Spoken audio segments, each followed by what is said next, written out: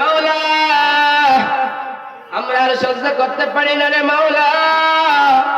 এই জাহান্নামের আযাব আমাদের সহ্য হয় না,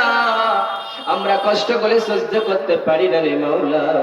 আমাদের এই জাহান্নাম থেকে একটু বের করে দিলে মনে হয় মাবুদ মাওলা রে আমরা কতই না আনন্দ পেতাম, কতই না কষ্ট পেতাম, এত কষ্টের ভিতরে থাকতে পারি না।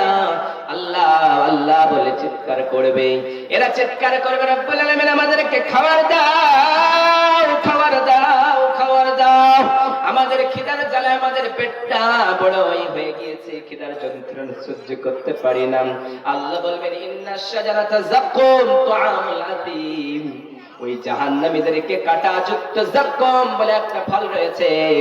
ওই ফলটা ওই জাহান্নামীদেরকে খাদ্য হিসাবে দেওয়া হবে। ওই জাহান্নামের ফলটা যখন খাবে, কাঁটাযুক্ত ফল